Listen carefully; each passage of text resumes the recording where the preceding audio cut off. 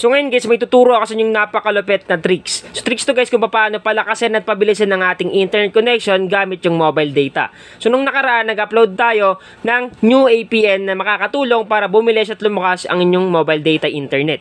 Ngayon guys, kung hindi gumana sa inyo yung nakaraan, meron tayong bago ngayon na makakatulong na kahit papaano guys, kahit sobrang bagal ng internet nyo, is bibilis talaga kahit papaano at magiging stable sa paglalaro ng mga online games, sa pag-browse ng mga social media apps, sa pag-play ng mga video sa YouTube at iba pa. Make sure lang guys sa panoorin nyo yung video hanggang matapos para malaman nyo step by step kung paano natin i-set up.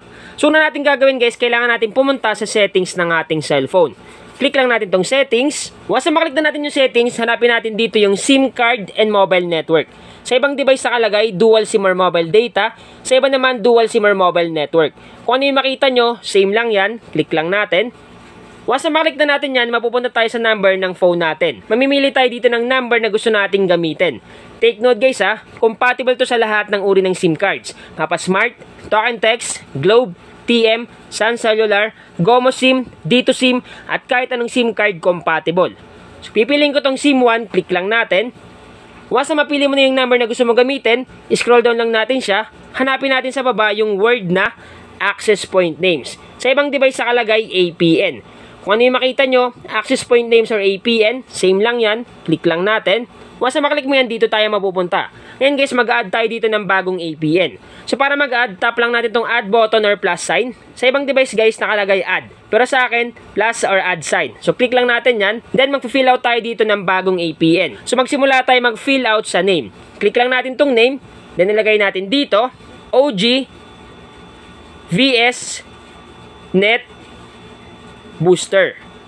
Yan guys yung ilalagay natin. Uulitin ko, OG VS Net Booster. Kung gusto nyo palitan yung name, walang problema. Pero ito talaga yung name ng ating APN. Pag okay na, tap lang natin tong OK. Sunod, pumunta tayo sa APN. Click lang natin tong APN. Then nilagay natin dito, Open Signal net. Yan guys yung ilalagay natin sa APN, opensignal.net. Make sure lang guys sa tama yung pagkakalagay nyo para gumana talaga yung APN. Pag okay na, tap lang natin tong OK. Sunod, pumunta tayo sa username. Click lang natin tong username. Dinalagay natin dito 5G, capital letter G guys ha, 5G at small letter A, dalawang T, US test. Yan guys yung ilalagay natin sa username. Uulitin ko, 5G, capital letter yung G, at ATT US test. Basta okay na, tap mo lang tong okay dito.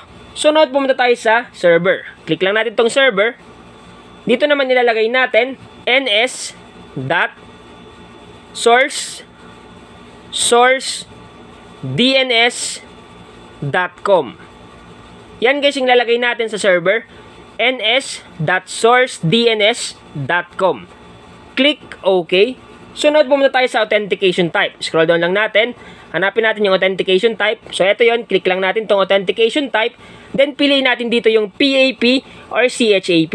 Yung pinakababa, PAP or CHAP. Click lang natin tong bilog. Sunod, pumunta tayo sa APN type. Click lang natin tong APN type. Dito naman ilalagay natin default, SUPL. Yan guys yung ilalagay natin sa APN type, default, SUPL. Sa ibang device, pag click mo yung APN type, may pagpipilian ka agad na default at yung iba pa.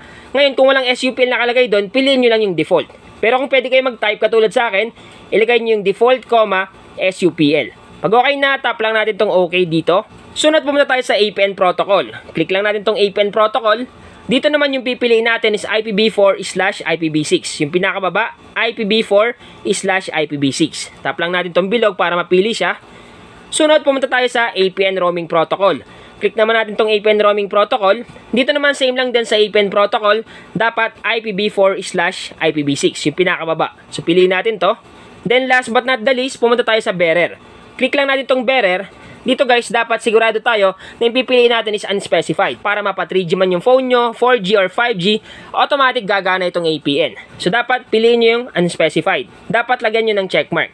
Once na napili nyo na yung unspecified, tap nyo lang tong okay sa baba. Double check nyo lang guys kung tama yung pagkakalagay ng name, APN, username, server, and so on and so forth. Para 100% gagana talaga yung APN sa ating device.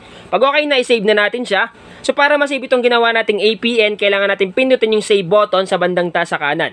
So dito yun makikita na save button. Pero sa akin, kailangan ko muna pindutin itong tatlong tuldok para lumabas yung word na save. So click lang natin itong save.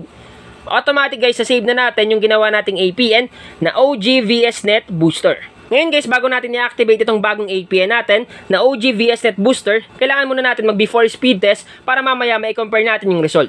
Kung makita nyo guys, yung default APN na naka-activate is internet.dito.ph. So mag before speed test muna tayo. Pumunta tayo sa speed test. Click lang natin itong speed test, then wait natin mag-open. Take note guys before speed test to para mamaya may compare natin kung talaga mag-improve nga ba yung ating internet connection. So click lang natin tong go, then wait natin yung result. Guys, ito yung ating before speed test. Ping niya 31 ms, yung kanyang jitter 7 ms. Ngayon guys, antayin natin yung download Mbps niya. So yung download Mbps niya guys is kahit paano mabilis din. Kasi nga pumapalo siya ng 44, 45. So antayin natin yung result. Yung kanyang download Mbps is pumapalo ng 45.1 download Mbps. Yung ping niya guys, okay na okay din kasi nga 31 ms lang. Antayin naman natin ngayon yung result ng final upload Mbps niya. So yung result ng final upload Mbps is pumapalo ng, so antayin natin, malapit na, pumapalo ng 8.55 upload Mbps. So guys, tatandaan nyo na yung download Mbps is 45.1, upload Mbps 8.55, ping 31, and jitter 7 ms. Yan guys yung ating before speed test. Ngayon bumalik ulit tayo doon. So ngayon guys, i-activate na natin itong OG VSNet Booster para may compare natin mamaya kung talaga mag-improve nga ba yung ating internet connection. So tap lang natin itong bilog sa katabi para ma-activate. Once matap na natin yan, automatic mawawala yung mobile data at lalabas ulit kasi nga nag-refresh yung signal. So automatic guys, activated na yung OG VSNet Booster na bagong APN natin. Ngayon pumunta tayo sa speed test para may compare natin kung talaga mag-improve nga ba talaga yung ating internet connection. So click lang natin ng speed test, then wait natin mag-open. So tayo natin, click lang natin tong go, then wait natin yung result. Dito natin makikita kung gaano kalakas at kabilis itong bagong APN natin. Kung makita nyo guys yung ping nya, 30 ms lang. Jitter nya guys, 6 ms. At kung mapapansin nyo guys yung download Mbps nya is mas mabilis compared sa default APN kanina na before speed test natin.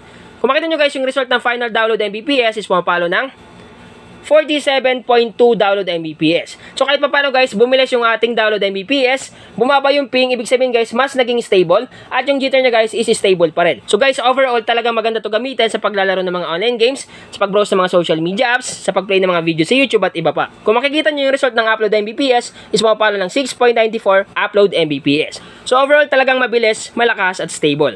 Guys, disclaimer, hindi porket ganito yung speed test ko is ganun din sa inyo. Pwedeng mas malakas pa sa inyo, pwede rin mas mabagal. So nakadepende pa rin yan kung compatible yung APN sa inyong location. Once compatible yung APN, mas maganda kasi makakaranas talaga kayo ng high speed at stable na internet using mobile data. Pero kung hindi naman compatible, walang problema kasi lagi naman tayo gumagawa ng mga bagong APN. I-try nyo na lang at subukan nyo yung bagong APN natin once na hindi gumana sa inyo. So sana guys, nakatulong itong vlog ko ngayon. Once again naman, Tech PH, thank you and God bless all.